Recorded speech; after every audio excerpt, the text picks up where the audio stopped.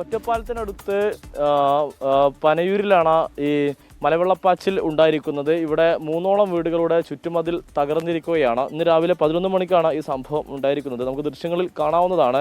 ഈ മലക്ക് മുകളിൽ നിന്നും വലിയ രീതിയിൽ വെള്ളം വീട്ടിലേക്ക് ഒഴുകി വരികയായിരുന്നു. ഇവിടെ ഉണ്ടായിരുന്ന മതിൽക്കെട്ടുമെല്ലാം തന്നെ ഈ ശക്തമായി വന്ന വെള്ളം തകർത്തു എന്നുള്ളതാണ് ഈ നാട്ടുകാർ പറയുന്നത്.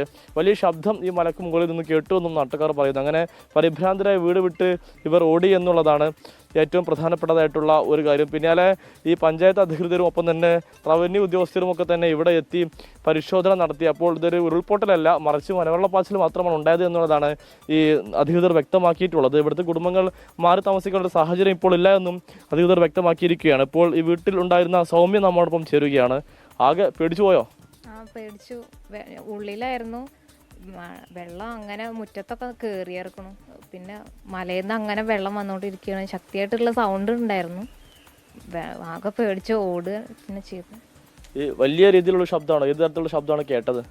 ഇടി വെട്ടണ പോലെ തന്നെയാണ്, വലിയൊരു ശബ്ദം തന്നെ കേട്ടത്. വീട് വിട്ട് ഇറങ്ങി ഓടി? അതെ അതെ, വീട് വിട്ട് ഇറങ്ങി ഓടി. ഉരുൾപൊട്ടലാണ് സംഭവിച്ചതെന്ന് വിചാരിച്ചു പോയല്ലേ? ആണ്, ഉരുൾപൊട്ടൽ തന്നെയാണെന്ന് പേടിച്ചത്. വെള്ളം അങ്ങനെ വരുന്നുണ്ടായിരുന്നു. നല്ല ഉയരത്തിലാണ് വെള്ളം വന്നിട്ടുണ്ടായിരുന്നത്. പുറത്തൊക്കെ എല്ലോടി നിറഞ്ഞു. വീടിന്റെ മതിലൊക്കെ കൊണ്ടുപോയി തോന്നുന്നു. ആ സൈഡ് തെക്ക് വശം ഇടിഞ്ഞു പോയിട്ടുണ്ട്.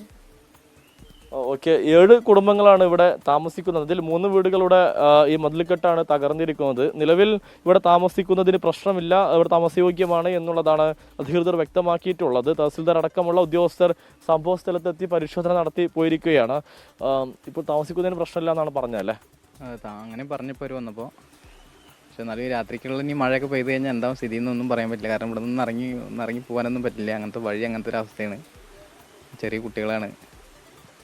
ഓക്കെ, ഏതായാലും ഇവിടുത്തെ നാട്ടുകാർക്ക് ആശങ്കയുണ്ട്. കാരണം ഇത്തരം ഒരു സംഭവം ഉണ്ട്, അതിന് ആദ്യമായിട്ടാണ് ഇത്തരം ഒരു സംഭവം അവർ അഭിമുഖീകരിക്കുന്നത്. അതുകൊണ്ട് തന്നെ ഇനിയും മഴ ശക്തി പ്രാപിച്ചു കഴിഞ്ഞാൽ കൂടുതൽ ഇത്തരം സംഭവങ്ങൾ ഉണ്ടാകുമോ എന്നുള്ള ആശങ്കയാണ് അവർ പങ്കുവെക്കുന്നത്. സമീർ ബിൻ കരീം, 24 പാലക്കാട്.